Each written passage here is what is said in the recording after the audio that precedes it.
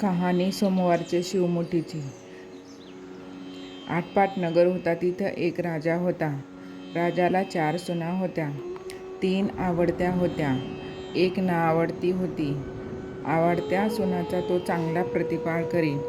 नाआवडतीस जेवायला उष्ट, नेसायला जाडं भरडं, राहावयाला गुरांचं बेड दिलं, गुराख्याचं काम दिलं.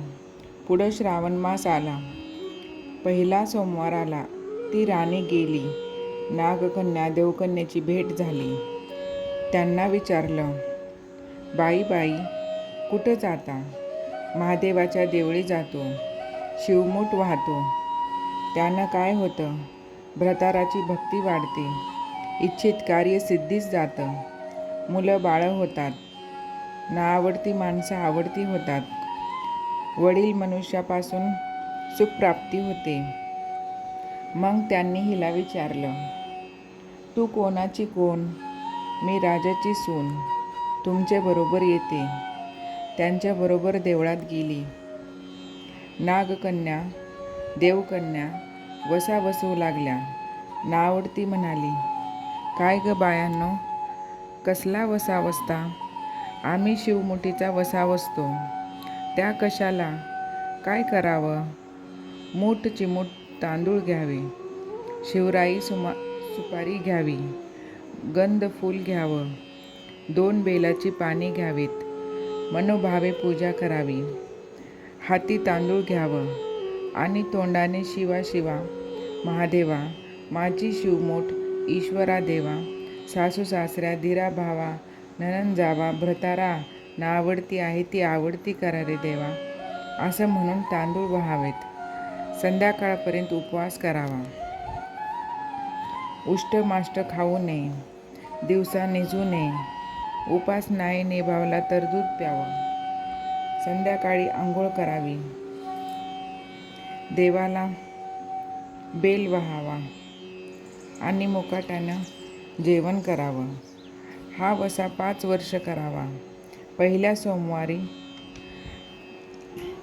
तांदूळ, दुसऱ्यास तीळ, तिसऱ्यास मूग, चौथ्यास जवस आणि 5वा आला तर सातू शिवमुठीकरता घेत जावे.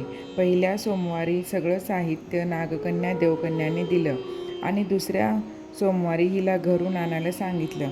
त्या दिवशी हिनं मनोभावे पूजा केली. सारा दिवस उपवास केला. ते तिनं गाईला घातलं. शंकराची आराधना केली आणि दूध पिऊन निजून राहिली. पुढं दुसरा सोमवार आला. नाआवडतीनं घरातून सर्व सामान मागून घेतलं. पुढं रानात जाऊन नागकन्येबरोबर मनोभावे पूजा केली आणि शिवा महादेवा माझी शिवमूठ, ईश्वर देवा, सासू सासऱ्या, दिरा भावा, नणंद जावा, भ्रतारा नाआवडती आहे ती आवडती करा रे देवा, असं म्हणून तीळ वाहले. सारा दिवस उपवास केला. शंकराला बेल वाहलं.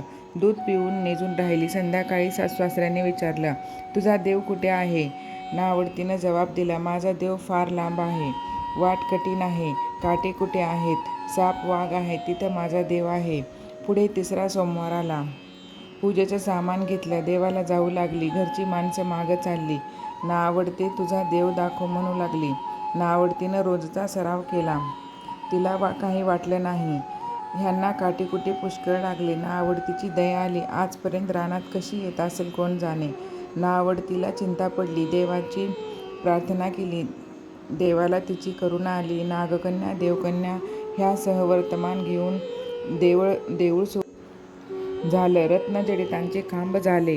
हंडा झुंबर लागली. स्वयंभू महादेवाची पिंड झाली. सगळ्यांनी देवाचं दर्शन घेतलं. नाआवडती पूजा करू लागली. गंधफूल वाहू लागली. नंतर मूग घेऊन शिवा शिवा महादेवा असे म्हणून शिवाला वाहिले. राजाला मोठा आनंद झाला. नाआवडतीवर प्रेम वाढलं. दागिने ल्यायला दिले. खुंटीवर पांगट ठेवून तळ पाहायला गेला.